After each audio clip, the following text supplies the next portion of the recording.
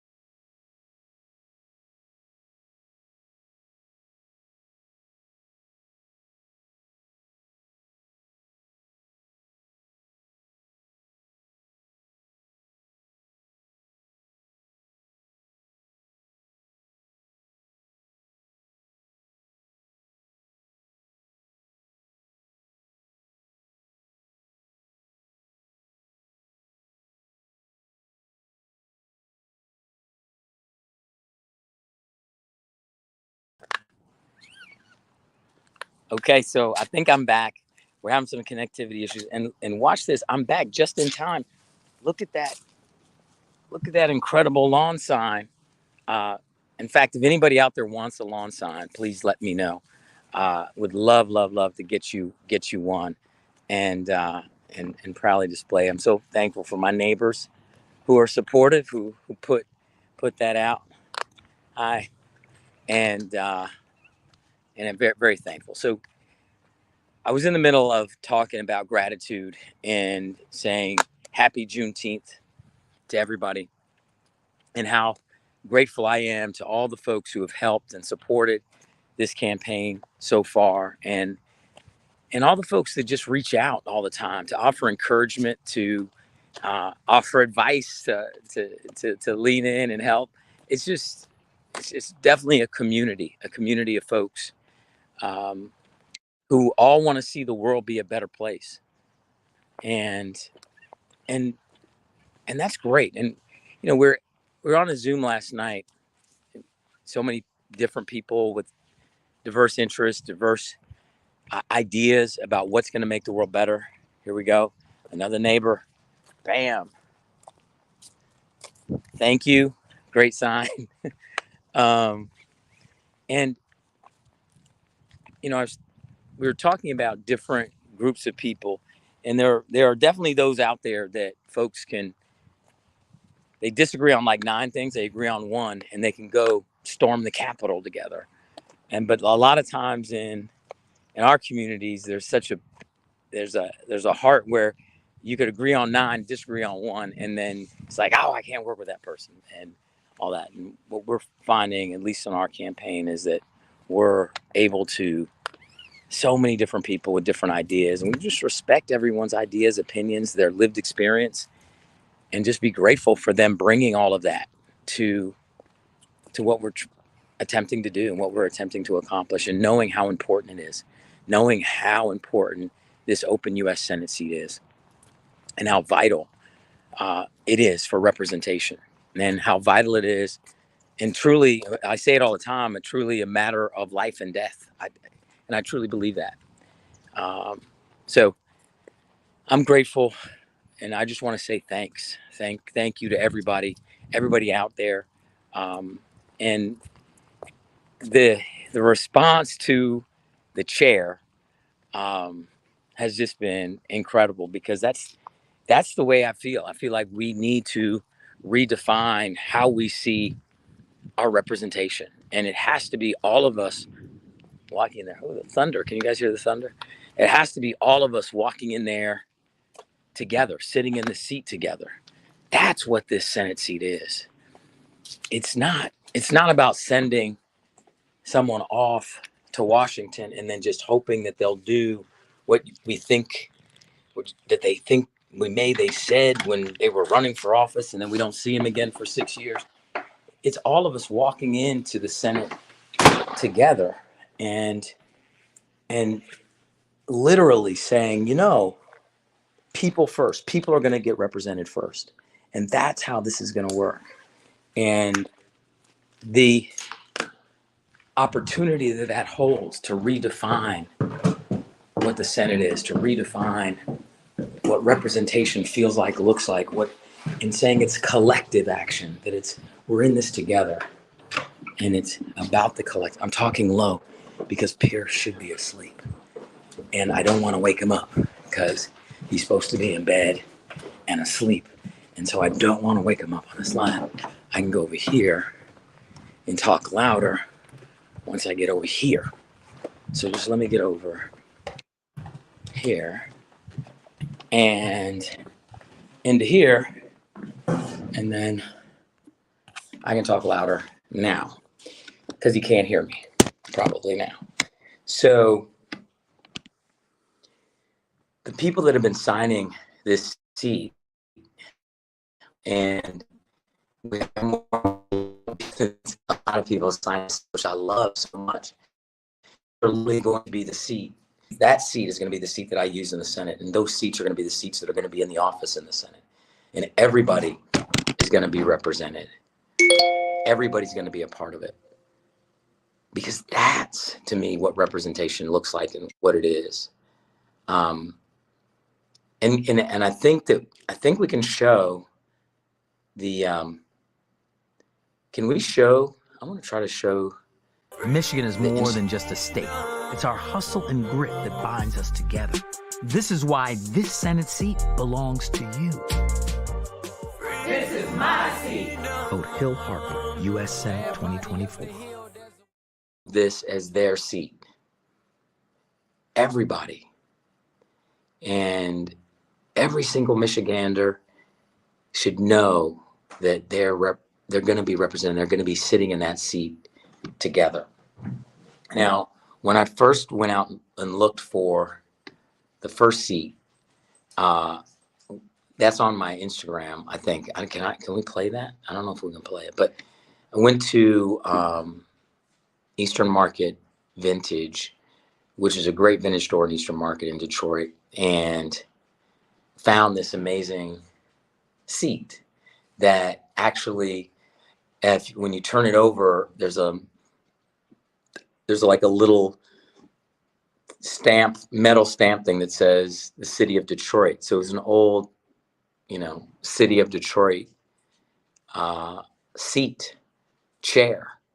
And it was in this vintage shop.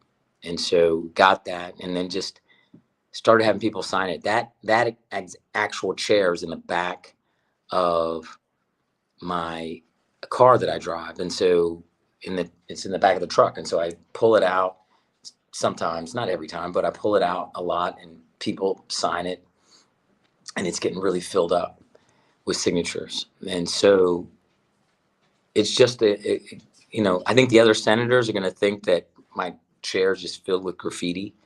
But that's okay, because they're going to know that everybody's here with me, and that's who is represented, and that's who's a part of it. So I think, can we play that? I don't know if we can. I don't know if we have the technology to do that. Let's try. Okay. Maybe we can. Maybe it'll just pop up. Let's see. But if anybody has any questions, any comments, feel free. Those of you who just popped on and don't even know what's going on, I am Hill Harper, Democratic candidate for United States Senate here in Michigan. There are 2 candidates left on the U.S. Senate Democratic side of the ballot for the August 6th primary. And here in Michigan, we have the greatest voting rights in the country. 40 days absentee, 9 days early in-person voting, and then election day, which is August 6th. We have same-day registration. You can vote whether you're on probation, parole, or have had a felony. You can vote if you're in jail awaiting trial. You can vote absentee from jail awaiting trial. You got to request an absentee ballot, though. So many people can vote. And we know on a federal level, the Voting Rights Act of 1965 has been gutted. That's why I want to get elected, and I want to pass the John Lewis Voting Rights and Advancement Act and re-up our voting rights federally. Stop the gerrymandering that we're seeing. We just saw the Supreme Court just 2 weeks ago offer a horrible ruling that literally allowed for the disenfranchisement of almost 30,000 African-American votes in South Carolina. We have to legislate and re-up voting rights and get that done. And that's one thing that'd be very high on my list. Right along there with women's reproductive freedom, women's reproductive health, right along there with universal health care, Medicare for all, get that done. But we have to include mental health in that. We have to include mental health in that. And so I'll tell you, I don't want to get off the gratitude train, because that's really the purpose of coming on here, and to say happy Juneteenth as well. Every single person that has donated, whether it's $2, $5, $10, $100, $1,000, or more, thank you. Thank you. I'm not taking any corporate PAC money. I'm not taking any of this, major special interest money. We're not doing that. And so every little bit counts. You know, I want to get into that office, into the seat, so we can have full-scale campaign finance reform, so that money isn't an issue at all in campaigns, and big donors and big super PACs don't have undue influence in our electorate, and they don't have undue influence. They don't have any influence whatsoever on our elected representatives, which I don't believe they should have. So we got to get into these seats to get to end Citizens United and get campaign finance reform done. But in the meantime, I have to raise money because to get into the seat, to get rid of money, I know it sounds really hypocritically sad, to get into the seat, to get rid of money, I have to raise money to get into the seat, because the rules of, you can't change the format of how this game is played right now. And so every donation has been, I'm just so thankful for it. And so if you're making a Juneteenth donation today, thank you. And if you made any kind of donation before, thank you. So I think we might be able to play the post where I went and found the seat in the vintage shop in Eastern Market. Check. We're here in vintage Eastern Market, great vintage store, looking for a seat that I can sit in the U.S. Senate. I think I may have found it. This is perfect. Will you do me the honor of signing the seat, because it's our seat for the U.S. Senate.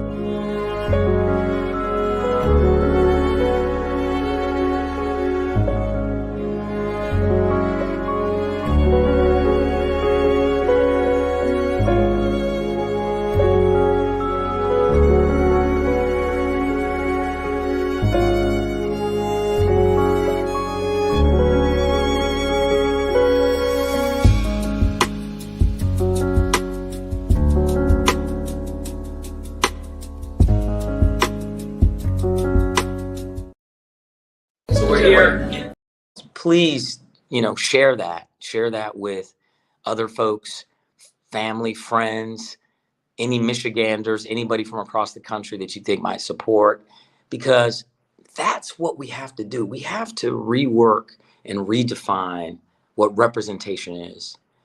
And if your representative, particularly your senator, is not saying, hey, you're walking in there with me, sign my seat, then are they the right ones?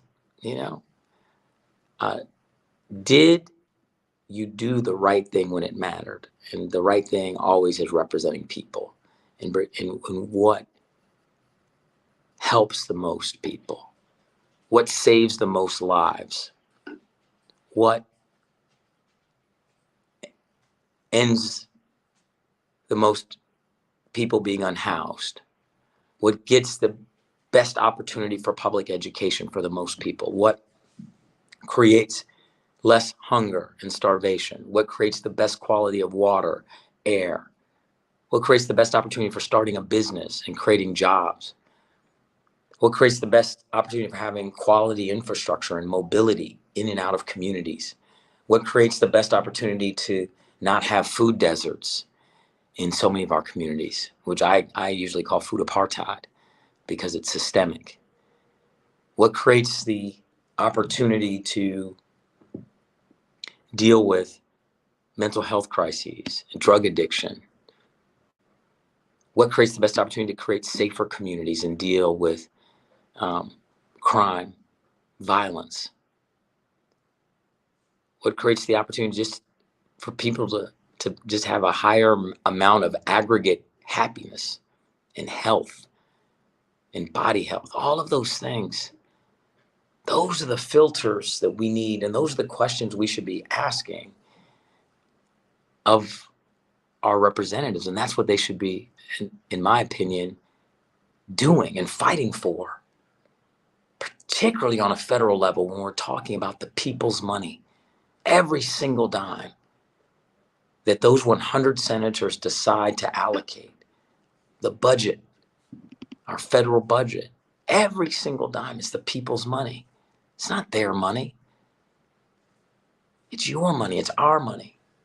And it should be spent in a way that helps the most people and is respectful of your choices. Creates more opportunity for everybody, right? And so, more opportunity and less harm, right? Is that a novel concept? Just common sense. What decisions can we make that create more opportunity and less harm? Common sense approach. It's not about creating villains and people that are bad people. These are the good people and this is the right. No, it's just, let's figure it out. There's so many smart people in the world. We can figure out solutions that help people and create the least amount of harm to others. Pretty worthy goals. I'm grateful for everybody who helps me think through these things, who helps give ideas about how to do it, who has helped just support the campaign and donated. That's still a huge piece with about 50 days to go until the primary. Fundraising is a huge, huge piece for us. So I'm so thankful for everybody. I think there's a link somewhere or a QR code if someone wants to support. If there are any questions, comments out there, happy to take them. Here's something. Oh, that's the QR code. So you can go and donate there. And I just want to say thank you again. This live is about gratitude. We've already been talking 22 minutes, and that doesn't even include that first piece with Spice before we cut out. So, you guys, whoever's hung in with me this long, thank you. We're going to do these on a really regular basis. And so if you have any questions, DM me. You can DM me questions. You could pop in here and ask questions. And just thank you again. We're all tied together in a single garment of mutual destiny. I say that quote a lot, and because I believe it. Our destiny is inextricably linked. And so to have a big audience of like 600 people just in this live, it's great. And so we all 600 of us that are in this, we're all connected. If someone's not doing well who's on here, then I'm not doing well. If multiple people aren't doing well, then we aren't doing well. And the more we expand our heart and our circle of care and the idea of being connected and that your suffering is my suffering and the reverse is true, your happiness is my happiness. We can actually live that way, and we can actually have representatives that live that way and fight for that and speak truth to power and call lies out when there are lies. All of that is possible. Are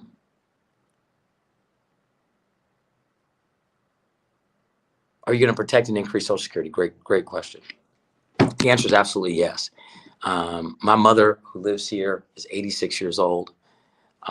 Social Security is foundational. And even let's go even beyond that, how we care for our aging population and folks who are living longer and longer is something that we have to talk about, plan for, and invest in now.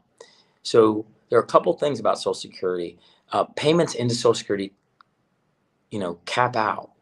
So you could make $10 million and you're still paying that cap, that yearly cap.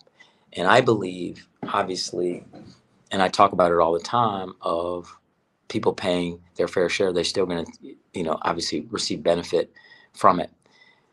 We can also just do a better job being a better fiduciary of people's money in general. And we talk about a massive federal budget that's grown since the Obama years. Our federal budget was, $4.4 trillion. Then it went up to 6 point. Now we're a $7 trillion annual budget.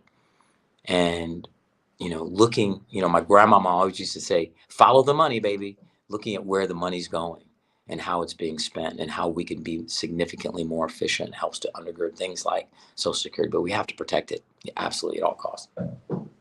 And so my mother, when I think about her living with dignity, I get a chance to go to senior facilities. We go to multiple senior facilities. We've been going every Tuesday, visiting with seniors, some in medical care senior facilities and some in, just more,